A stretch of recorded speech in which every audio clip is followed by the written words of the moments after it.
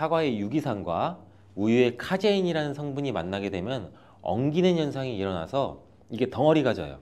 덩어리가 져서 위 속에 들어가면 위산하고도 만나서 더 큰 덩어리가 형성되고, 더 큰 덩어리가 형성되니까 소화가 늦어지겠죠. 소화도 힘들어져요. 이렇게 평소 소화가 잘 되고 건강한 사람이랑은 별로 상관이 없는데, 그렇지 않은 분들한테는 소화불량과 대장염도 일으킬 가능성도 있고, 이게 지속적으로 반복이 되면 대장암이 생길 수도 있죠. 사과와 함께 드시면 보약이 되는 음식도 있는데요.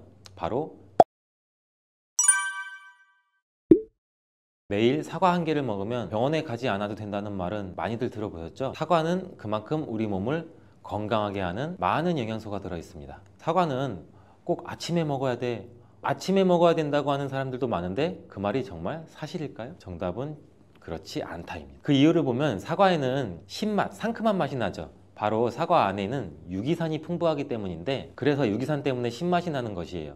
이 유기산은 우리 몸에 이로운 정도 있지만 평소에 속쓰림이 자주 있거나 위염, 식도염이 있는 분들이 아침에 공복에 사과를 먹게 되면 우리 몸의 위 점막에 심한 자극을 줄 수 있어요. 빈속에 안 그래도 속이 쓰리신 분도 많은데, 음식물이 있을 때 위 안에서 위산이 분비되고 위액이 분비돼야 중화가 되면서 우리 위도 코팅이 되고 건강한데, 음식이 없을 때 위산이 분비되면 오히려 위벽을 깎아먹게 되는 효과를 나타내거든요. 그래서 평소에 위가 약하거나 위염이 있으신 분들, 역류성 식도염이 있으신 분들, 이러신 분들 같은 경우에는 공복에 사과를 드시는 게 오히려 독이 될 수가 있습니다. 또한 마늘과 파 같은 음식은 열을 내는 음식이라고 하면, 우리 사과는 우리 몸을 차갑게 하는 과일이라서 몸이 찬 분들은 사과를 드실 때 또 주의를 하셔야 돼요. 위염 같은 증상이 있는 분들은 공복에 사과를 드시면 사과가 소화도 되지 않고 설사를 하게 될 가능성도 높고, 평소에 아랫배가 차거나 손발이 차서 수족냉증에 걸리신 분들도 많으시고 혈액순환도 안 되고, 또 생리기간 중에 있으신 여성분들도 사과를 드실 때는 주의하셔야 됩니다. 이런 분들이 사과를 드실 때는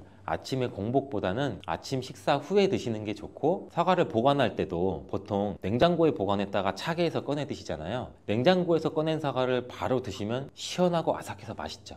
근데 미리 꺼내 놓고 사과의 온도를 실온으로 맞춰서 드시는 것이 우리 위장 내부에도 좋습니다. 또한 사과를 팬에 구워 드셔도 되고 익혀 드셔도 됩니다. 그렇다면 왜 아침에 먹는 사과가 보약이라는 말이 굉장히 우리가 많이 알고 있을까요? 건강하신 분들은 사과를 아침 공복에 드시면 더욱 좋은데, 그 이유는 사과에는 펙틴이라는 식이섬유가 풍부해 우리 장 운동을 활발하게 하고 장내 노폐물을 배출하는 데 도움을 줘 하루를 건강하게 시작할 수 있기 때문입니다. 한 가지 꼭 기억하셔야 할 점은 사과를 껍질째 드셔야 한다는 것입니다. 실제 연구에서는 사과의 껍질에는 안토시아닌이나 퀘르세틴, 에피카테킨 같은 이러한 식물성 폴리페놀 성분이 사과의 그 과육보다 사과 껍질에 훨씬 더 많이 함유되어 있는 것이 밝혀졌고, 또 이러한 껍질을 버리고 깎고 먹게 되면 사과의 좋은 영양소는 극히 일부만 드시게 되는 것이죠. 사과에는 펙틴 말고도 정말 다양한 영양소가 있는데, 사과에는 어떤 효능이나 영양소가 있는지 한번 알아보겠습니다. 사과는 먼저 장을 건강하게 해줘요. 요즘 프로바이오틱스, 프리바이오틱스 굉장히 많죠, 유산균. 이렇게 사과가 천연 프리바이오틱스로서 장내의 우리 몸, 장 안에 좋은 균을 많이 생기도록 해주는 작용을 해줍니다. 이렇게 장내에 좋은 균이 많이 생기게 되면 장의 환경이 좋아지는 건데, 그렇게 되면 단맛, 자극적인 맛이 강한 가공식품에 대한 식욕도 줄어들고 건강한 식품을 먹고 싶은 욕구도 늘어나게 돼요. 또 장이 건강해지면 우리 면역력이 또 좋아지고, 이렇게 다 선순환으로 이어져 가는 건데, 장에는 물론 좋은 세균, 나쁜 세균들이 굉장히 많이 존재가 해요. 근데 좋은 세균만 많아도 안 되고 나쁜 세균만 많아도 안 돼요. 좋은 세균, 나쁜 세균이 어느 정도 밸런스를 이루어져서 우리 몸의 면역력을 형성하게 되는데, 그때도 굉장히 중요한 게 프로바이오틱스, 프리바이오틱스, 우리가 흔히 많이 먹는 유산균입니다. 사과에도 아까 말씀드린 프리바이오틱스가 들어있고, 또 사과를 드시면 자연스럽게 체중도 줄어들고 다이어트하는 효과까지 누릴 수 있게 돼요. 이렇게 사과를 먹게 되면 장내에서 소화가 되면서 뷰티르산 같은 단세지방산이 만들어지게 되는데, 이 지방산이 우리 몸에 손상된 장벽을 회복시켜주는 역할을 해줘서 우리 장이 건강해지는 거예요. 장벽을 회복시키는 것이 중요한 이유가, 우리 장벽이 손상되면 손상된 곳에 독소들이 하나하나씩 침투가 되게 되고, 증상이 심해지면 장누수증후군이라는 질병도 발병이 되고, 이런 증상이 나타나면 독소들이 혈액을 타고 돌아다니게 되고 악순환이 반복이 되는 거죠. 그래서 장이 안 좋아지면 피부에 염증도 일으킬 수가 있고, 아토피와 같은 면역력이 이제 과잉되거나 면역력의 불균형 증상을 일으킬 수 있게 되는 거죠. 이렇게 사과를 드시면 이런 증상을 예방해 장이 건강해져 피부도 탄력 있게 밝아지게 하는 효과도 있고, 사과 속의 풍부한 펙틴이 아까 장 운동도 활발하게 한다고 말씀드렸잖아요. 그렇게 되면 암을 유발할 수 있는 물질들이 장 내에 오래 머물지 못하고 결국 대장암의 발병률도 서서히 줄어들게 되죠. 그리고 사과는 혈관도 깨끗하게 해주는데, 혈관을 깨끗하게 해주면 뇌졸중, 고혈압, 심근경색, 그런 혈관 질환도 같이 예방할 수 있게 되고, 이렇게 혈관에 활성산소가 많아지게 되면 혈전이 생겨 혈액순환을 방해하기도 하고 혈관 세포를 손상시켜 노화를 촉진시키기도 하는데, 이러한 활성산소를 제거해 주는 게 우리가 흔히 알고 있는 항산화 영양제라고 해요. 말 그대로 활성산소가 우리 세포의 노화를 촉진시켜주고 우리 세포를 더 늙게 만들거든요. 이러한 것들을 제거해주는 항산화 영양소를 같이 섭취해주는 것도 매우 중요한데, 그 항산화 영양소도 사과에 들어있다는 것을 알고 계시면 좋을 것 같습니다. 또한 이러한 활성산소를 제거해서 혈전이 생기는 것을 억제하는 데 가장 큰 역할을 하는 게 플라보노이드 계열의 루틴이라는 성분인데, 이 루틴이 사과에 굉장히 많이 들어있어요. 또한 사과에는 칼륨도 굉장히 많이 함유되어 있어서, 칼륨은 혈관 내에 나트륨을 몸 밖으로 배출해주는 역할을 해요. 나트륨은 수분을 흡수하는데 칼륨이 부족하면 나트륨도 배출되지 않습니다. 이 나트륨은 혈압이 상승하며 혈관에 노폐물을 쌓이게 만드는데, 사과를 섭취해서 칼륨을 공급해주면 혈압도 방지할 수 있고 노폐물을 배출시켜주는 역할도 같이 할 수 있습니다. 또한 이러한 칼륨은 혈관을 확장시키는 작용을 해서 혈액순환도 원활하게 하고 심장 박동도 안정시키고 심장의 기능도 강화하는 데 도움을 줄 수 있는 성분이에요. 근데 여기서 한 가지 주의할 점을 알려드릴게요. 활성산소가 혈관을 손상시킨다고 했잖아요. 근데 사과를 잘못 드시면 오히려 활성산소가 굉장히 많이 생기게 돼요. 바로 갈변된 사과를 드시는 것입니다. 사과를 먹고 남게 되면 밀폐 용기에 담아 보관했다가 나중에 드시는 경우 굉장히 많잖아요.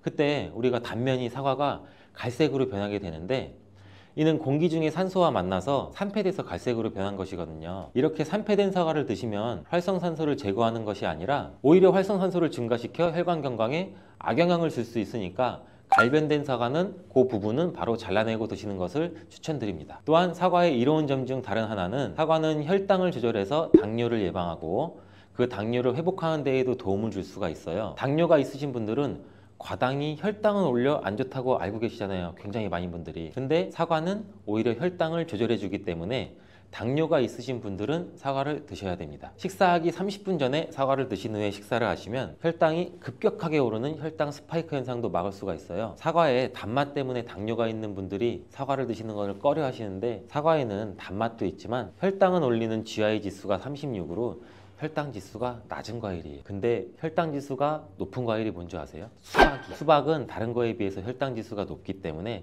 당뇨가 있으신 분들은 조금 조심해서 드시면 좋을 것 같습니다. 실제로 대학 연구팀에서 실험한 것을 발표했는데, 건강한 사람을 대상으로 쌀밥만 먹은 경우랑 30분 전에 사과를 먹고 쌀밥을 드신 경우를 비교를 했을 때 혈당이 쌀밥만 먹은 경우보다 50% 정도로 떨어지는 것도 확인이 된 실험도 있어요. 당뇨가 있는 분들도 이제 안심하시고 식사 후에 드시지 말고 반드시 식사 30분 전에 꼭 사과를 드시고 식사를 하시길 바랍니다. 한 가지 주의할 점은, 사과를 갈아서 사과 주스로 드시게 되면 오히려 흡수가 빨라 혈당을 올릴 수가 있으니 사과를 껍질째 씹어서 천천히 드시는 게 좋을 것 같습니다. 또한 사과의 다른 효능 중 한 가지는 기관지도 깨끗하게 청소해주는 효능도 있어요. 사과에는 양파와 마찬가지로 퀘르세틴이라는 성분이 풍부하게 함유되어 있는데, 이 성분은 호흡기 점막에 생기는 염증을 가라앉히고 예방하는 효과도 있어요. 흔히 우리 요새 시중에 많이 판매되는 퀘르세틴 영양제도 있는데, 이 퀘르세틴 영양제가 아이들 비염, 기관지염 이런 쪽을 개선시킨다고 많이들 이제 광고도 하는데,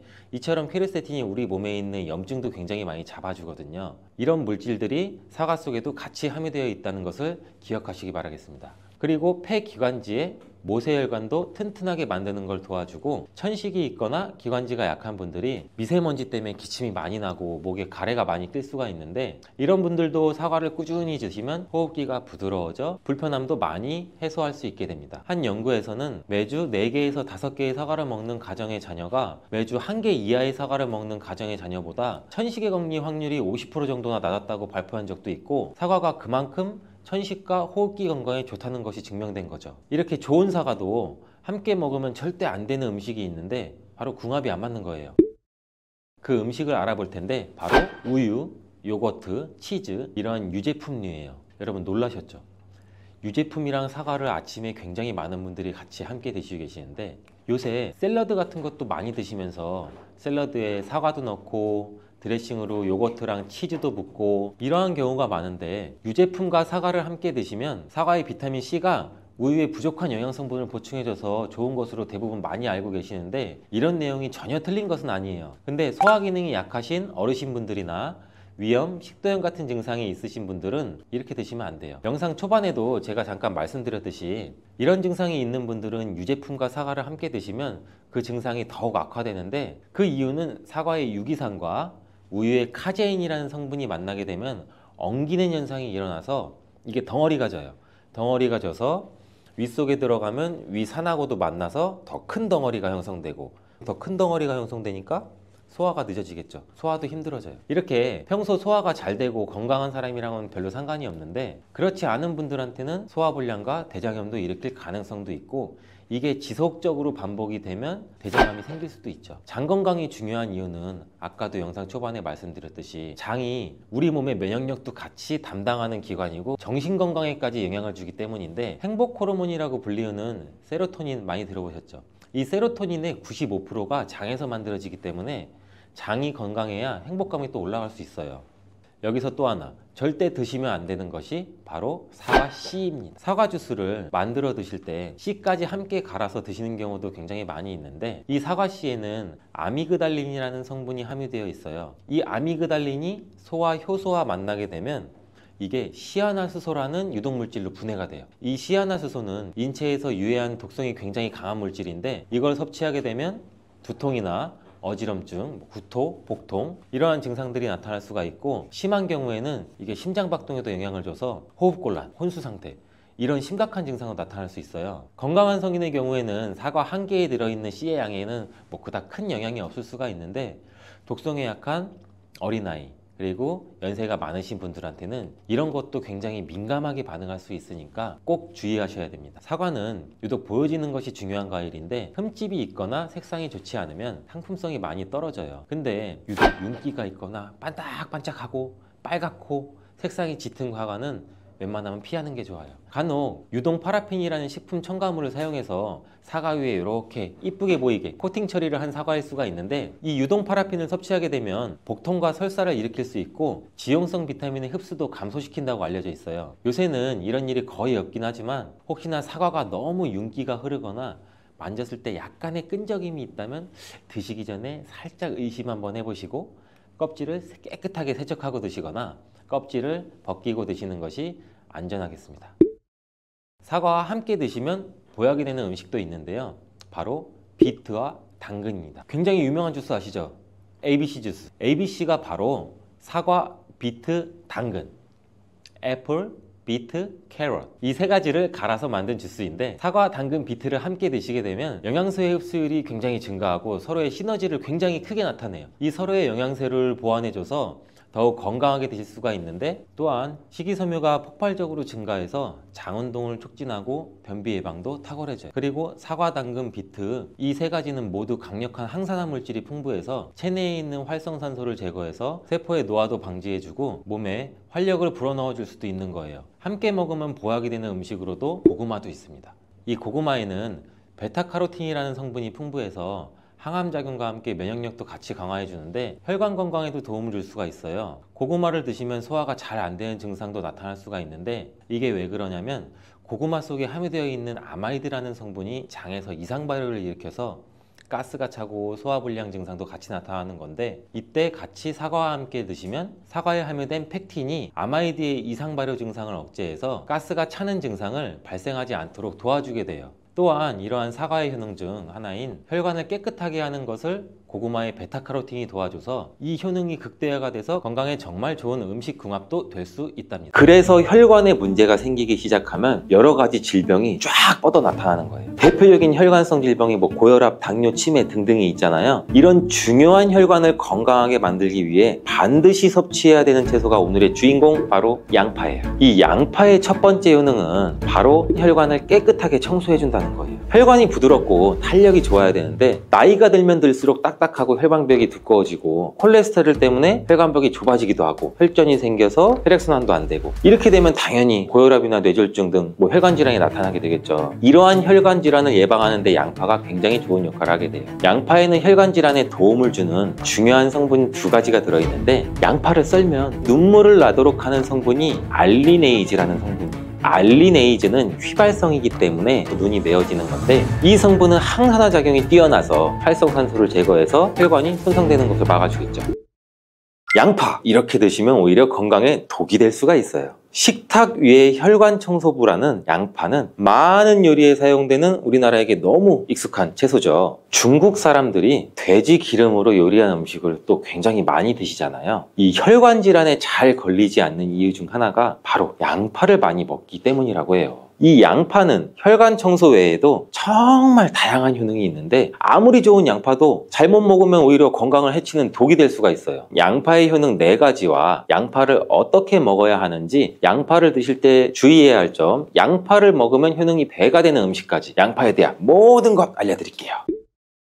나이가 들면서 가장 신경 써야 할 부분이 저는 혈관 건강이 아닌가 싶어요. 노화가 진행되면서 당연히 우리 세포나 혈관의 노화도 진행이 되는데 사람 몸의 혈관의 길이가 무려 약 10만 킬로미터, 무려 우리 지구 지름이 약 4만 킬로 정도 된다고 하는데 지구를 2바퀴나 돌 수 있는 길이에요. 이렇게 긴 혈관이 우리 몸속에 있는데 온몸 구석구석 혈관이 그럼 닿지 않는 데가 없겠죠. 그래서 혈관에 문제가 생기기 시작하면 여러 가지 질병이 쫙 뻗어 나타나는 거예요. 대표적인 혈관성 질병이 고혈압, 당뇨, 치매 등등이 있잖아요. 이런 중요한 혈관을 건강하게 만들기 위해 반드시 섭취해야 되는 채소가 오늘의 주인공, 바로 양파예요. 이 양파의 첫 번째 효능은 바로 혈관을 깨끗하게 청소해준다는 거예요. 혈관이 부드럽고 탄력이 좋아야 되는데 나이가 들면 들수록 딱딱하고 혈관벽이 두꺼워지고 콜레스테롤 때문에 혈관벽이 좁아지기도 하고 혈전이 생겨서 혈액순환도 안 되고 이렇게 되면 당연히 고혈압이나 뇌졸중 등 혈관 질환이 나타나게 되겠죠. 이러한 혈관 질환을 예방하는 데 양파가 굉장히 좋은 역할을 하게 돼요. 양파에는 혈관 질환에 도움을 주는 중요한 성분 2가지가 들어있는데 양파를 썰면 눈물을 나도록 하는 성분이 알리네이즈라는 성분이에요. 알리네이즈는 휘발성이기 때문에 눈이 메어지는 건데 이 성분은 항산화 작용이 뛰어나서 활성산소를 제거해서 혈관이 손상되는 것을 막아주겠죠. 노화도 방지해주고 이 혈액이 뭉치는 현상도 억제하고 혈액순환도 원활하게 해주는데 도움을 줘서 혈중 콜레스테롤 수치도 낮춰주는데 도움을 주고 혈관질환, 고혈압, 동맥경화 같은 이런 질환도 예방하는데 많은 도움을 줄 수 있다고 해요. 이뿐 아니라 혈당 조절에도 도움을 줘서 당뇨를 예방하는 데에도 효과가 있는 것으로 알려져 있어요. 양파에는 또 2021년 1년 동안 2300편의 논문이 나올 정도로 주목받고 있는 성분이 있는데 바로 퀘르세틴이라는 성분이에요. 퀘르세틴은 그만큼 많은 효능이 있고 계속해서 지금도 효능들이 발견되고 있어요. 양파에는 이 퀘르세틴이 정말 많이 함유가 되고 있는데 퀘르세틴의 많은 효능 중 가장 큰 효능이 바로 혈관을 깨끗하게 청소해 준다는 거예요. 또한 강력한 항산화 물질인데 활성산소가 많으면 혈관 세포도 손상시키고 노화시킨다고 말씀드렸잖아요. 각종 질병을 일으키는 원인을 제공하기도 하는 활성산소를 제거해줘서 혈관을 건강하게 도와주는 것이에요. 염증도 같이 잡아주고 암도 예방하고 비염에도 도움을 주는 효능도 있다고 많이들 알려져 있죠. 그렇다면 이 퀘르세틴은 양파 전체에 골고루 함유되어 있을까요? 그렇지 않습니다. 양파는 보통 9겹 정도로 이루어져 있는데 퀘르세틴은 바깥쪽으로 갈수록 함량이 높아져요. 양파의 속살보다는 껍질의 퀘르세틴 함량이 약 30배에서 100배 정도 높게 함유가 되어 있대요. 그래서 이 퀘르세틴을 많이 섭취하려면 양파를 껍질을 드셔야 되는데 양파 껍질을 먹을 수 있는 방법으로는 차를 우려서 드시는 것을 많이들 권장을 하셔. 시중에 나와 있는 양파 껍질 차를 구매해서 따뜻한 물에 우려서 드신다면 퀘르세틴을 제대로 흡수하지 못해요. 이 양파 껍질에서 퀘르세틴을 용출해서 차로 드시려면 양파 껍질을 1리터 물에 약 20분 정도 센 불로 끓여주시다가 약불로 30분 정도 더 끓여서 드시면 퀘르세틴이 잘 우려난다고 해요. 이렇게 양파 껍질 끓인 물을 따뜻하게 차로 드셔도 되고 냉장고에 보관하셨다가 시원하게 드셔도 좋아요. 양파의 두 번째 효능은 또 항바이러스 작용이에요. 우리 장염이나 감기 또 바이러스성 대상포진 걸리셨다면 양파를 드시면 도움을 받을 수 있어요. 이런 증상이 있으시면 우리 몸이 바이러스에 감염이 되었다는 건데, 양파에 퀘르세틴이라는 성분이 많이 함유되어 있다고 했잖아요. 바로 이 퀘르세틴의 효능 중 바이러스를 사면시켜주는 효능이 있기 때문에 도움을 받을 수가 있어요. 감기 독감과 같은 이 호흡기 바이러스에 특히 효능이 좋은 것으로 알려져 있는데, 이 효능은 비타민 C와 함께 드시면 또 효과가 극대화되는데, 양파에는 비타민 C도 함유가 되어 있어요. 항바이러스 효과가 굉장히 뛰어나겠죠. 또 양파에는 알리신이라는 성분도 풍부하게 함유가 되어 있는데, 이 성분도 항균 작용이 뛰어나서 퀘르세틴과 함께 몸에 들어오는 바이러스와 균들을 차단해줘서 우리 몸을 건강하게 유지시켜주는데 큰 역할을 할 수가 있죠. 또 양파의 세 번째 효능은 당뇨를 예방하고 혈당을 조절해준다는 것이에요. 당뇨는 췌장에서 인슐린 분비가 제대로 되지 않거나 인슐린의 역할을 제대로 하지 못할 때 발생하게 되잖아요. 높은 혈당이 지속되면 고혈당이라고 하고, 낮은 혈당이 지속되면 저혈당이라고 하죠. 이런 상태가 지속되는 것을 당뇨병이라고 하는데, 이럴 때 혈당을 조절해주는 성분이 바로 인슐린인데, 이 인슐린은 혈당 수치를 적절하게 유지하는 역할을 해줄 뿐 아니라 남는 포도당을 지방으로 저장하는 역할도 해줘요. 또 양파에는 크롬이라는 성분, 미네랄이 풍부한데, 크롬은 천연 인슐린이라는 별명이 있을 정도로 혈당을 조절하는데 탁월한 효능도 가지고 있어요. 혈당 조절 건강기능식품을 보시면 빠지지 않고 크롬이 함유되어 있는 걸 보실 수가 있죠. 또한 포도당 대사의 항상성도 유지를 시켜주고, 혈전이 생기는 것도 방지해주고, 혈액순환도 원활하게 하는데 도움을 줄 수가 있어요.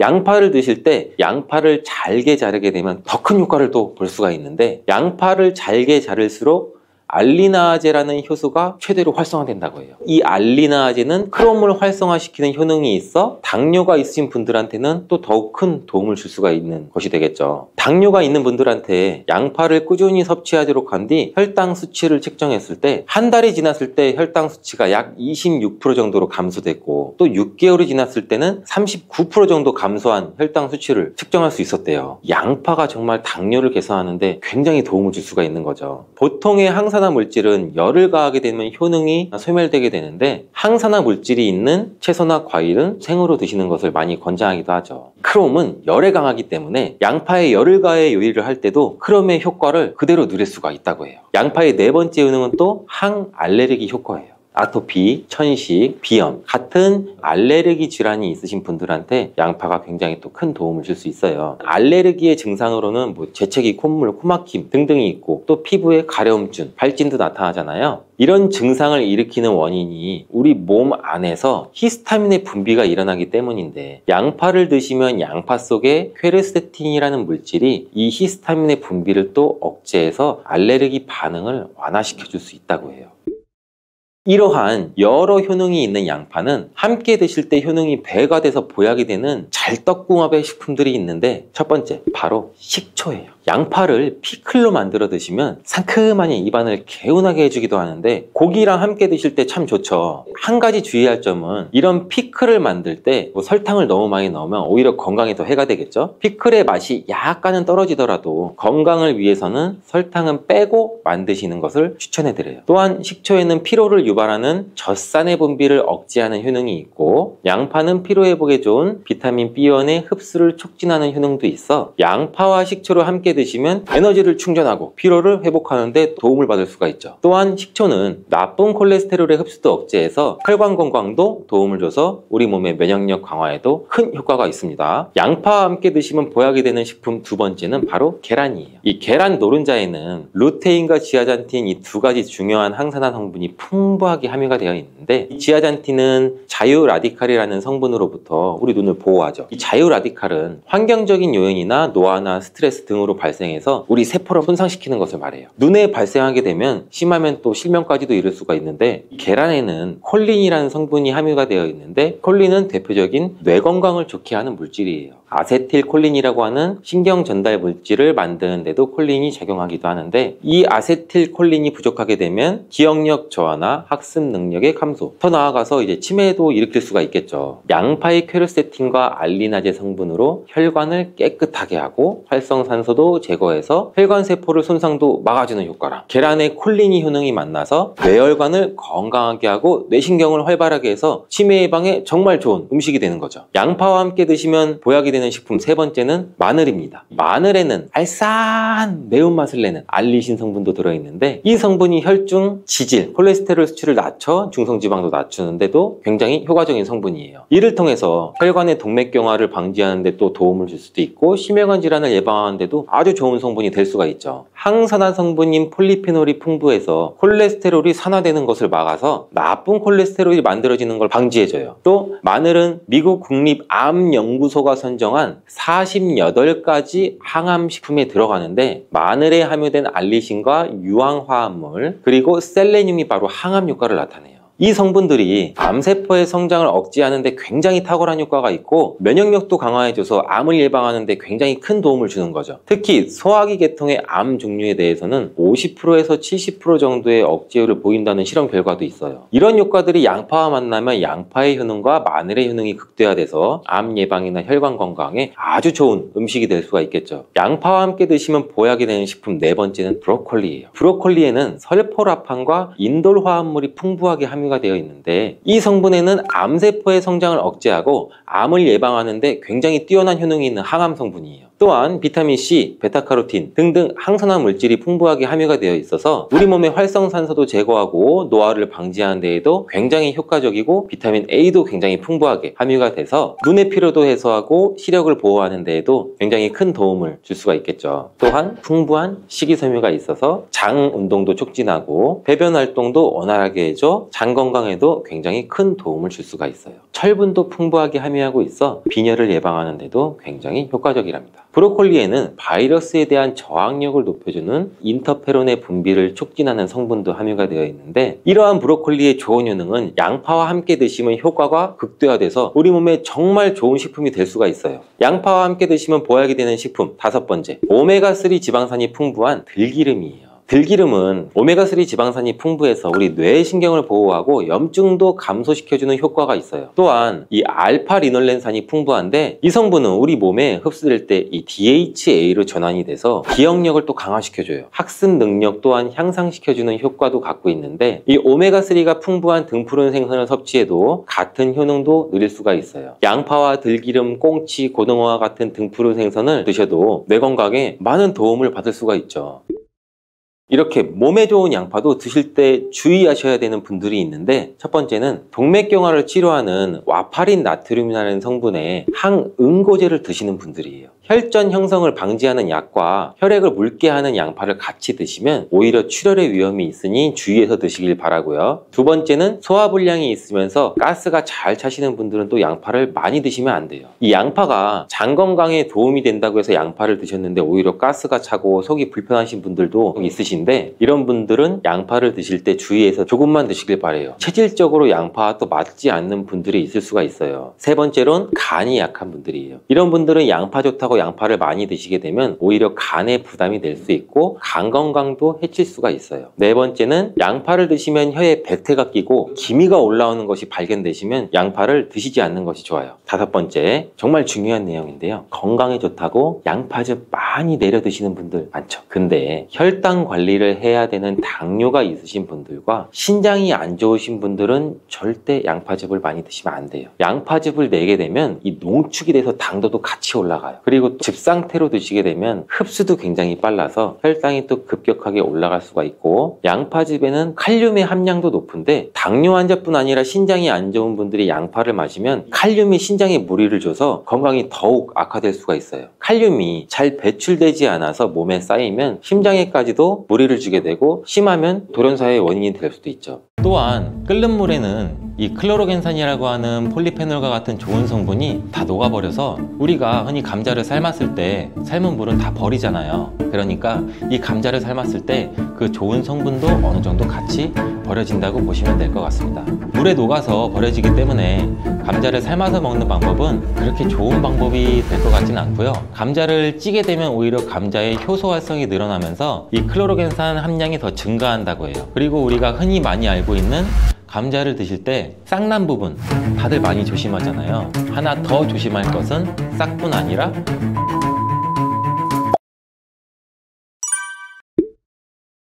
삶아 먹고 데쳐 먹고 쪄 먹고 볶아 먹고 전으로 부쳐 먹고 정말 다양하게 먹는 채소가 바로 감자인데요. 건강에 좋은 감자도 잘 알고 드셔야겠죠. 먼저 감자를 드실 때 어떤 거와 함께 먹으면 안 되고 주의해야 될 점은 무엇이 있을까요? 감자는 바나나와 함께 드시면 안 됩니다. 그 이유를 한번 알아볼까요? 바나나는 칼륨과 다양한 영양 성분 그리고 식이섬유가 풍부해 에너지 공급과 다이어트에 좋기로 소문났는데요. 감자와 절대 함께 먹으면 안 된다니 정말 생각도 못하지 않았나요?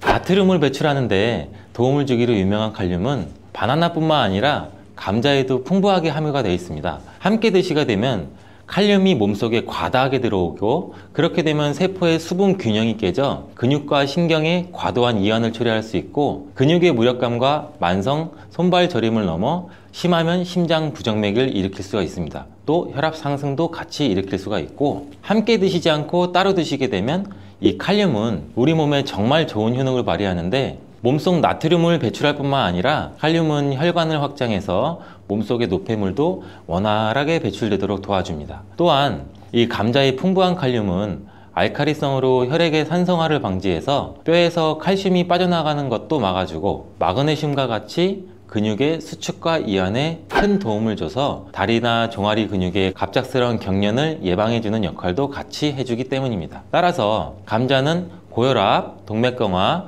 뇌졸중 이러한 심혈관 질환뿐만 아니라 뼈와 근육의 건강에도 많은 도움을 주기 때문에 정말 다양하게 조리해서 맛있게 드실 수가 있습니다. 근데 여기서 우리가 조리할 때 주의할 점도 있어요. 바로 감자전이나 감자튀김은 우리 몸에 독이 될 수 있다는 것입니다. 감자튀김이나 감자전 굉장히 맛있죠. 정말 맛있죠? 케찹에 찍어 먹고 마요네즈에 찍어 먹고. 근데 이러한 감자전이나 감자튀김이 칼로리가 굉장히 높고 비만과 심혈관 질환을 유발할 수 있는 이 트랜스 지방이 굉장히 많이 포함되어 있어서 건강에 해롭다는 사실은 굉장히 많이 들어보셨을 거예요. 이 감자를 튀기게 되면 아크릴 아마이드라는 유해 물질이 굉장히 많이 발생하게 됩니다. 튀긴 감자 굉장히 맛있는데 감자와 고구마와 같이 이러한 탄수화물이 많은 식품을 굉장히 높은 온도로 굽거나 튀길 때 생성되는 이 아크릴 아마이드는 암을 유발하고 뇌신경의 단백질을 손상시켜 알츠하이머성 치매, 파킨슨병의 위험을 증가시킨다고도 알려져 있습니다. 이러한 이유로 아크릴 아마이드는 세계보건기구와 국제암연구소에서 유해물질로 지정된 매우 위험한 물질인데 이런 위험한 물질을 굳이 일부러 만들어 먹을 필요는 없겠죠. 그렇다면 튀김 말고 어떻게 먹어야 되나? 감자를 삶아서 소금이나 설탕을 찍어 먹는 것, 이것 또한 좋아하시는 분들 굉장히 많을 거예요. 근데 물속에 넣어서 삶는 것보다는 감자는 찜기에 쪄서 드시는 게 굉장히 좋습니다. 감자에는 클로로겐산이라고 하는 폴리페놀 성분이 다량 함유가 되어 있는데 이 폴리페놀 성분이 특히 좋은 기능을 굉장히 많이 해요. 이 폴리페놀은 항암 효과가 있고 항산화 작용도 굉장히 강력하기 때문에 세포의 손상을 방지하고 세포의 변형도 방지해주는 기능이 있어 항암 작용도 있다라고 알려져 있고 이 클로로겐산이 심장질환의 위험성 정도도 감소시켜 줄 수 있습니다. 그리고 피부 건강에도 감자가 도움이 될 수 있는데 이는 과산화 지질을 방지해주는 기능도 있습니다. 지질, 지방, 기름이 과산화되는 것을 방지하기 때문에 특히 피부주름, 피부 노화 여러분들 굉장히 많이 심각하게 생각하시고 계시잖아요. 우리 주름만 없어도 피부가 노화가 안 돼도 이 탱탱한 살도 유지할 수 있을 텐데 이거를 막아주는데 감자의 클로로겐산이 굉장히 많은 도움이 될 수가 있습니다. 그리고 다이어트에도 도움이 될 수가 있는데 이 체지방을 분해해주는 효과도 있습니다. 이 클로로겐산이 지방을 분해하기 때문에 비만 방지와 다이어트에 도움이 될 수가 있고 또한 혈당 관리에도 도움이 될 수가 있습니다. 혈당이 급격하게 올라가는 것을 이 클로로겐산이 막아주는 기능이 있기 때문에 당뇨 예방과 혈당 관리에도 도움이 될 수가 있습니다. 근데 이 클로로겐산이 감자의 속살에 있는 게 아니고 감자의 껍질에 많이 들어가 있는데요. 이 감자 껍질 1g당 클로로겐산이 1mg이 들어가 있습니다. 따라서 우리가 감자를 드실 때 감자 껍질을 잘 닦아서 감자 껍질도 같이 함께 드시는 게 더욱 좋습니다. 감자를 조리할 때 클로로겐산의 함량이 변화가 될 수도 있는데 이는 생감자 껍질 1g에 아까 클로로겐산 1mg이 들어가 있다고 제가 말씀드렸죠. 이게 감자를 삶았을 때는 클로로겐산이 1mg에서 0.6mg로 감소하고 또 오히려 찜기에 쪘을 때는 이 클로로겐산 함량이 1.6mg 정도로 높게 변형이 되고 또 구웠을 때는 가장 낮게 0.2mg 정도 밖에 들어있지 않습니다. 또한 끓는 물에는 이 클로로겐산이라고 하는 폴리페놀과 같은 좋은 성분이 다 녹아버려서 우리가 흔히 감자를 삶았을 때 삶은 물은 다 버리잖아요. 그러니까 이 감자를 삶았을 때 그 좋은 성분도 어느 정도 같이 버려진다고 보시면 될 것 같습니다. 물에 녹아서 버려지기 때문에 감자를 삶아서 먹는 방법은 그렇게 좋은 방법이 될 것 같지는 않고요. 감자를 찌게 되면 오히려 감자의 효소 활성이 늘어나면서 이 클로로겐산 함량이 더 증가한다고 해요. 그리고 우리가 흔히 많이 알고 있는 감자를 드실 때 싹난 부분 다들 많이 조심하잖아요. 하나 더 조심할 것은 싹뿐 아니라 이 녹색으로 변한 감자입니다. 감자 싹에는 솔라닌이라고 하는 독성 물질이 포함되어 있는데 이거는 섭취해서 안 된다는 건 이미 모두 잘 알고 계시잖아요. 근데 감자가 녹색으로 변한 거 역시 솔라닌 함량이 증가했기 때문에 섭취하지 않는 것이 좋습니다. 솔라닌은 감자와 같은 가지과 생물이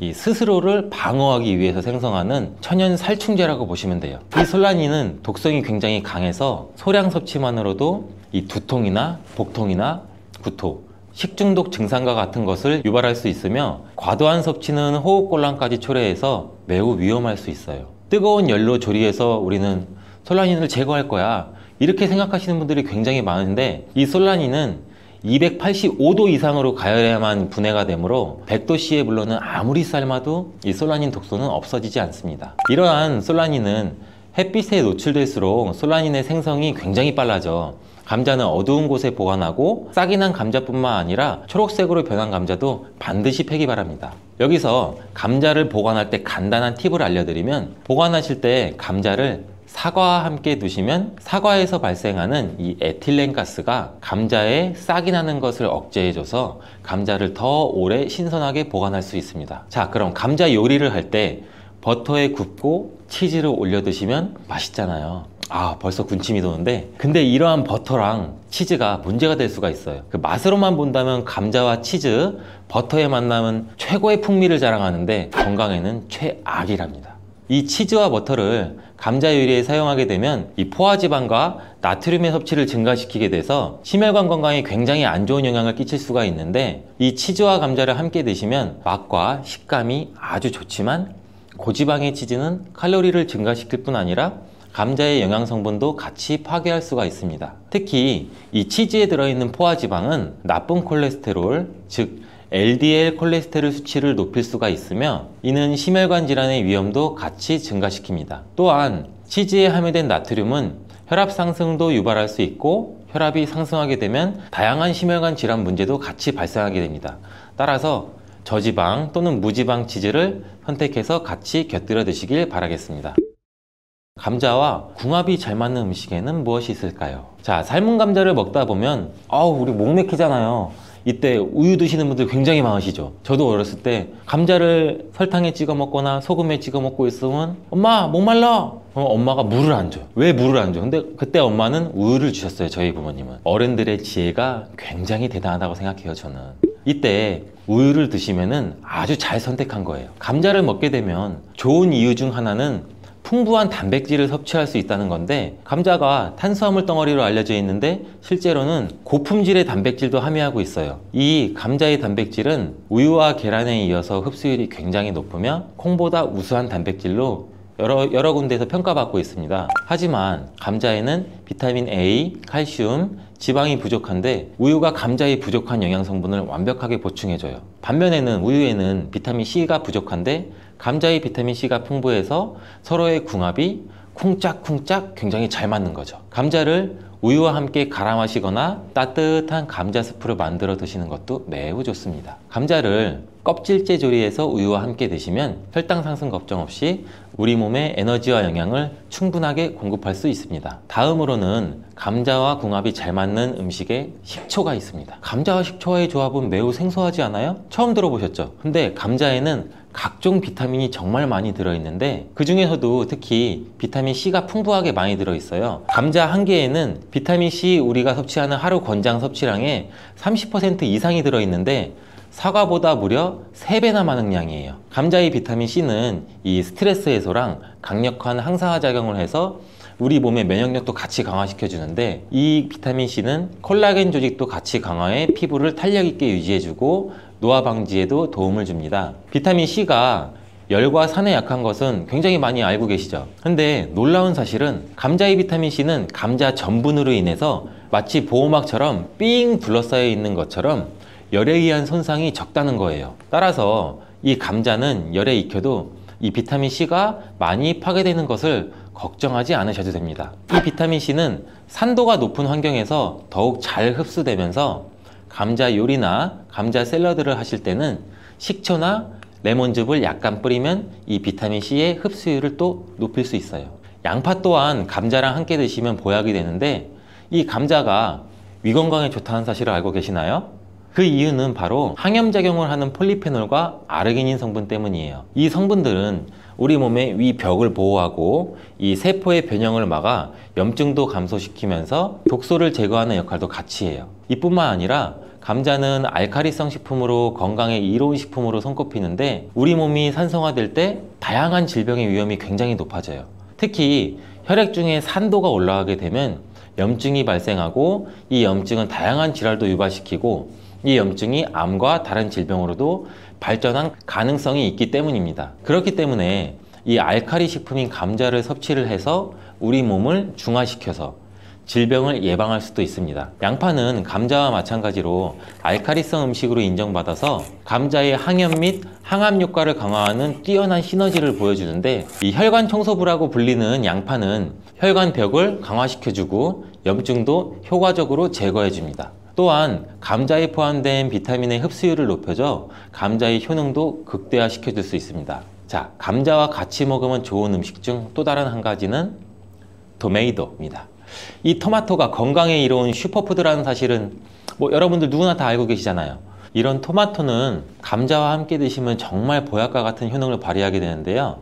토마토와 감자를 함께 섭취하는 것은 항산화 물질과 비타민의 섭취를 증가시키며 특히 토마토의 라이코펜과 감자의 비타민 C는 함께 작용해서 신체의 항산화 작용을 극대화시켜줍니다. 이 둘의 만남은 우리 면역 체계를 강화시켜주고 염증도 감소시켜서 전반적인 우리 몸의 건강을 증진하는 데 도움을 줄 수 있습니다. 이 토마토와 감자는 심혈관 건강을 강화하고 혈압을 조절하는 데 도움도 줄 수 있는데 이 풍부한 섬유질과 항산화 물질은 장내 환경도 개선해 주기도 합니다. 또한 콩과 식물들도 감자와 함께 먹으면 정말 좋은데요. 이들은 함께 먹으면 균형 잡힌 영양 성분을 섭취하게 됩니다. 이 콩과 식물은 식물성 단백질, 섬유질, 철분, 마그네슘과 여러 비타민을 포함해서 심혈관을 건강하게 해주고 소화기관의 건강 개선과 혈당 조절에 훌륭한 효능을 발휘합니다. 따라서 당뇨병도 예방할 수 있고 혈당을 조절해주면 혈관이 건강하게 유지되고 혈관의 건강은 또 치매 예방에도 큰 역할을 해주는 거예요.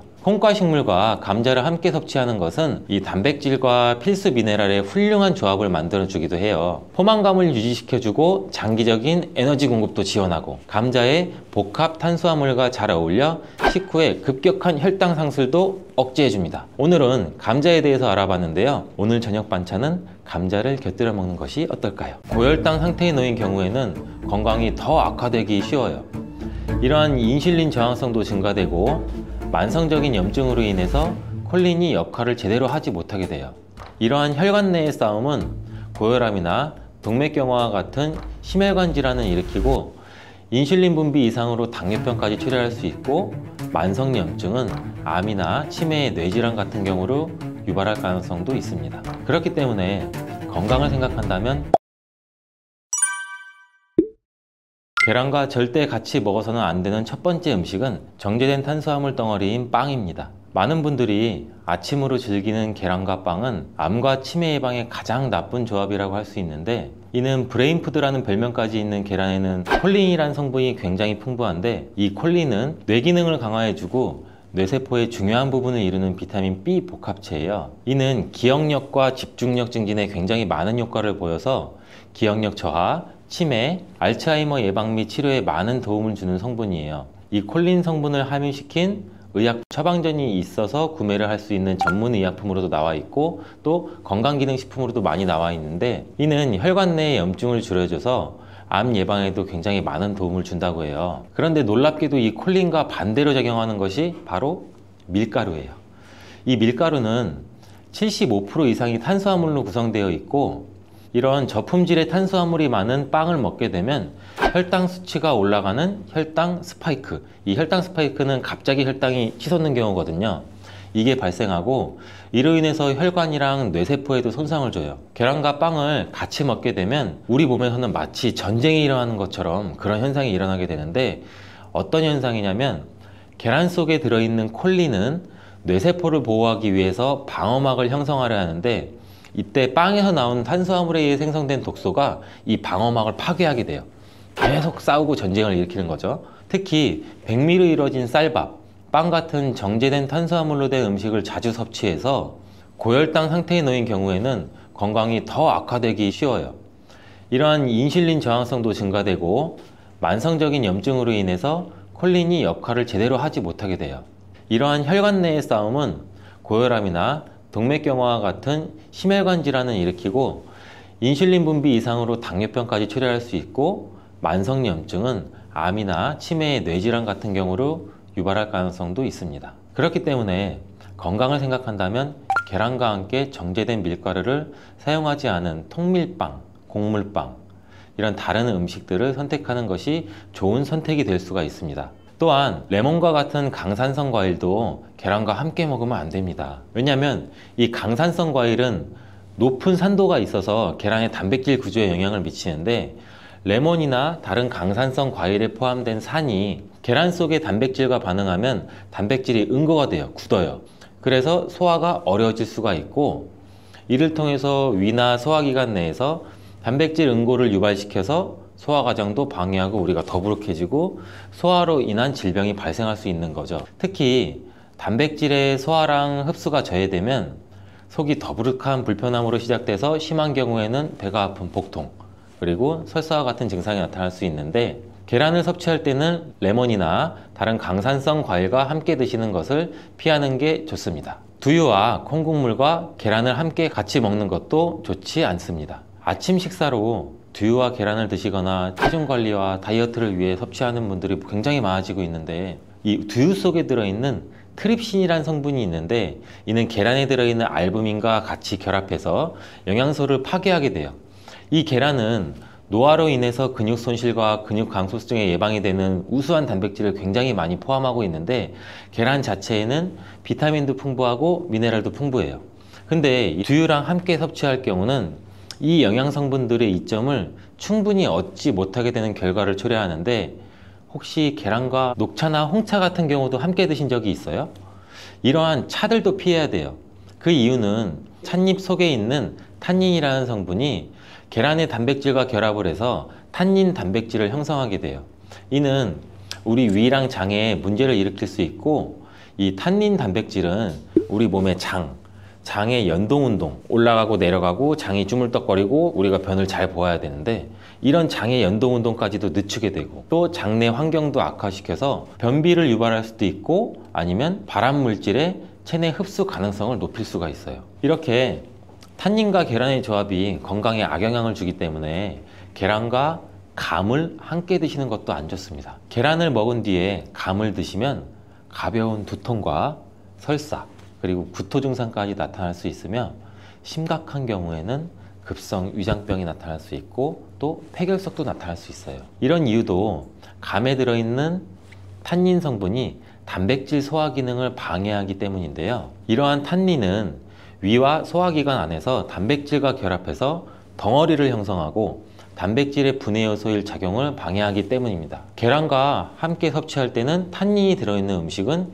위험할 수 있습니다. 또 하나, 계란과 절대 함께 먹으면 안 되는 음식 중으로는 햄과 같은 가공육이 있습니다. 계란과 가공육의 조합은 정말 최악인데요. 계란은 고단백질인 필수 아미노산 비타민 B군을 풍부하게 함유하고 있지만, 가공육과 같은 햄은 나트륨과 포화지방이 높은 경향이 많아요. 이런 가공육은 과도한 나트륨의 섭취랑 포화지방의 증가로 이어질 수 있으며, 이를 계속 섭취하게 되면 혈관에 나쁜 콜레스테롤이 축적돼서 동맥경화와 같은 심장병, 뇌졸중, 이런 심혈관 질환 위험도 증가시킬 수가 있습니다. 또한 가공육에 포함된 첨가물과 방부제는 소화를 방해하고 장내 환경에 안 좋은 영향도 미칠 수가 있고, 계란을 드시는 것을 꺼려 하시는 분들은 계란이 콜레스테롤 수치를 올려서 우리 몸에 건강에 해롭다고 생각하시는 분들도 굉장히 많은데 이 생각이 틀렸다는 것을 제가 알려드릴게요. 유독 계란이 콜레스테롤을 높여서 성인병을 유발하는 주범인 듯한 이야기는 왜 생길 걸까요, 도대체? 콜레스테롤이 함유된 식품은 계란 말고도 정말 많은데 그 이유는 계란 한 알에 들어있는 콜레스테롤 양이 사람이 하루 섭취해야 할 콜레스테롤 양의 65%나 되기 때문입니다. 콜레스테롤 양만 따지면 계란 하나를 먹었다면 콜레스테롤이 든 다른 음식은 무조건 피하셔야 돼요. 근데 놀랍게도 계란은 이렇게 많은 콜레스테롤을 가지고 있는 동시에 콜린이라는 영양소까지 다량 함유하고 있어요. 이 콜린은 나쁜 콜레스테롤을 간으로 옮겨서 제거하는 기능도 갖고 있는데 좋은 콜레스테롤인 HDL 수치도 같이 높여주는 거예요. 따라서 계란의 콜레스테롤은 콜린에 의해서 자연스럽게 좋은 콜레스테롤로 전환이 된다는 거죠. 그래서 계란을 한두 개 더 먹어도 전혀 문제가 되지 않아요. 만약 중증 심혈관 질환에 걸린 경우가 아니라면 일반적으로 하루 두세 개 정도의 계란 섭취는 건강을 지키는데 큰 도움이 될 수 있습니다. 이제 콜레스테롤 걱정 없이 우리 모두 계란을 먹어도 되겠죠? 당뇨가 있으신 분들도 마찬가지예요. 50대 이후가 되면 당뇨 환자가 급격히 많아지게 되는데 당뇨는 정말 무서운 병이에요. 당뇨는 당뇨 한 가지만으로도 위험하지만 당뇨로 인한 고혈압, 심근경색, 뇌졸중, 치매, 다른 질병을 유발시키기 때문에 그런데 당뇨의 원인 중 하나는 비만이 있는데 이 비만 관리가 바로 당뇨 관리로 직결된다고 해도 과언이 아니죠.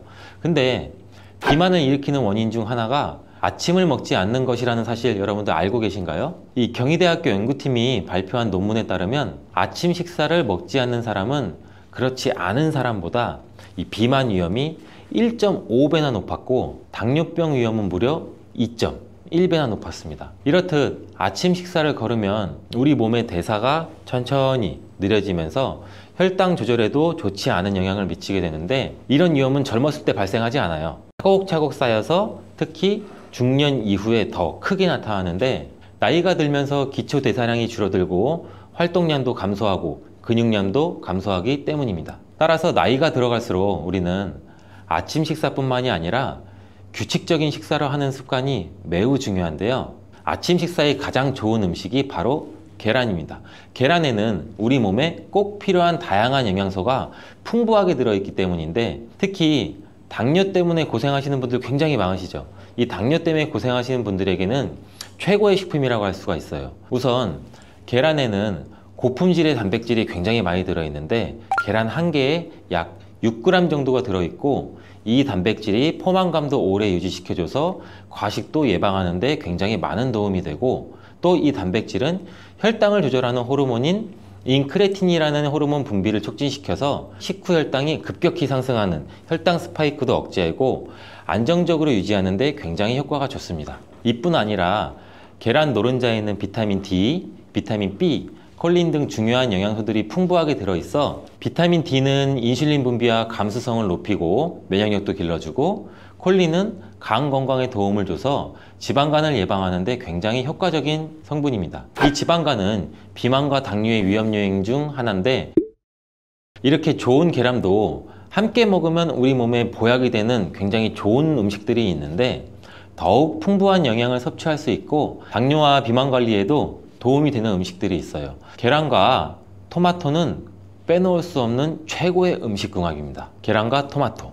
이 둘의 궁합은 영양학적으로만 보더라도 굉장히 이상적이에요. 계란은 아까 말씀드렸듯이 단백질, 비타민 B군, 그리고 필수 아미노산을 굉장히 많이 함유하고 있는데 한편 토마토는 우리가 흔히들 많이 알고 계시죠. 비타민 C, 그리고 항산화 물질인 라이코펜을 굉장히 많이 함유하고 있어요. 그래서 이들이 만날 때 서로의 영양적 가치가 굉장히 배가 되는 거죠. 토마토 속의 라이코펜은 지방에 용해되기 때문에 계란과 같이 먹을 때 그 흡수율이 굉장히 높아지는데 이러한 조합은 우리 심혈관 건강을 지키고 면역력을 높이는 데 아주 효과적이고 토마토에 들어있는 비타민 C는 계란에 들어있는 철분의 흡수를 돕기 때문에 빈혈 예방에도 굉장히 좋습니다.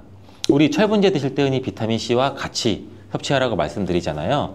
이와 같은 이유 때문인데 또 하나를 보면 올리브유를 두른 팬에 계란과 토마토를 넣고 살짝 볶아 드시면 아침에 최고의 식단이 될 수 있습니다. 요즘 또 아보카도 식단도 굉장히 인기가 많은데요. 흔히 지중해 식단 뭐 이렇게 말씀을 많이들 하고 계시죠. 계란과 아보카도도 굉장히 좋은 궁합인데, 계란에는 매번 말씀드리지만 굉장히 많은 영양소가 있는데, 아보카도에 함유된 건강에 좋은 지방산, 특히 오메가3 지방산과 비타민 E를 많이 갖고 있어 이 두 가지 재료가 만나면 서로가 영양적 시너지가 굉장히 폭발합니다. 이 아보카도 속의 건강한 지방은 계란이 단백질 흡수를 더욱 좋게 하고 흡수율을 더욱 높입니다. 또 계란 속에 있는 비타민과 무기질은 아보카도의 지방산을 흡수하는 데 도움을 주고, 이러한 조합은 심혈관 질환 그리고 뇌 건강에 굉장히 긍정적인 효과도 주고 전반적으로 건강을 굉장히 많이 향상시키는 효과도 같이 갖고 있는데, 이 아보카도와 계란을 함께 먹음으로써 식이섬유와 건강한 지방의 결합이 우리 몸의 포만감도 높이고 장내 환경을 굉장히 많이 개선을 시킬 수가 있습니다. 간단하게 아보카도와 계란 샐러드를 아침에 만들어 드시면 어떨까요? 계란을 또한 채소와 함께 드시면 비타민의 흡수율도 증가시킬 수가 있어요. 특히 호박을 섭취하면 부교감 신경을 활성화시켜서 마음을 안정시키고 또 불안감 및 긴장을 완화시켜 주는데 높은 효능을 발휘합니다. 스트레스는 만병의 근원이라고 하는데, 이 계란과 호박을 함께 드시면 스트레스는 물론 몸의 피로도 같이 줄여주기 때문에 비타민 A와 베타카로틴이 많은 호박을 섭취하면 또 눈 건강에도 굉장히 유익하다고 합니다. 계란에 함유된 루테인과 지아자틴과 같은 카로티노이드 성분과 함께 작용하여 강력한 항산화 효과를 발휘하고 망막을 보호하고 황반색소 밀도도 유지시키고 녹내장 또 퇴행성 안구 질환의 발병률도 낮춰줄 수 있습니다. 우리 흔히 많이 드시는 눈 영양제 조합을 보면은 루테인, 지아잔틴, 항산화 물질인 아스타잔틴, 또 베타카로틴과 이렇게 다 같이 구성이 되어 있는 걸 보셨을 거예요. 그 이유가 바로 여기에 있습니다. 최근에 시야가 뿌옇게 느껴지는 분들이 계란과 호박을 곁들인 식사를 하시면 더욱 좋답니다. 계란과 완벽하게 어울리는 다른 식재료 중 하나는 치즈가 있습니다. 치즈는 그 맛이 좋을 뿐만 아니라 영양학적으로도 계란과 아주 좋은데, 계란이 완전 식품으로 여겨질 정도로 여러 영양소를 가지고 있음에도 불구하고 상대적으로 칼슘 함량은 굉장히 낮아요. 근데 유제품인 치즈는 칼슘을 풍부하게 함유하고 있어서 이를 보완해 줄 수가 있죠. 특히 유제품 중에서는 치즈는 계란과 굉장히 잘 어울리는데, 치즈는 발효된 우유에서 만들어지면서 그 발효 과정에서 유산균이 작용해 단백질 함량이 감소해서 과다한 단백질의 섭취를 피하면서도 서로 영양적 혜택을 굉장히 많이 보완할 수가 있어요. 이 사과도 계란과 정말 잘 어울리는 식품인데, 다양한 영양소가 계란에 굉장히 균형 있게 포함되어 있는데, 이 비타민 C와 식이섬유가 상대적으로 적은 편이라는 점에서 사과가 이를 완벽하게 보완해 줄 수가 있어요. 사과는 비타민과 식이섬유가 많아서 장 기능을 활성화하고 배변을 원활하게 하는 데 기여할 뿐만 아니라 혈관에 누적된 해로운 콜레스테롤도 없애 동맥경화, 심장질환, 뇌졸중 등 심혈관 질환을 예방하는 데 도움을 많이 줘요. 특히 단백질 소화에 매우 이롭다는 점에서 계란 섭취 후 소화가 약간 더부룩하게 느껴지시는 분들이라면 이때 사과를 드신다면 소화액 분비를 촉진시켜서 소화를 도움을 줄 수 있습니다. 오늘도 똑똑하고 건강한 식습관을 위해 노력해보면 어떠신가요? 건강한 습관이 나를 만든다. 잊지 않기를 바라겠습니다.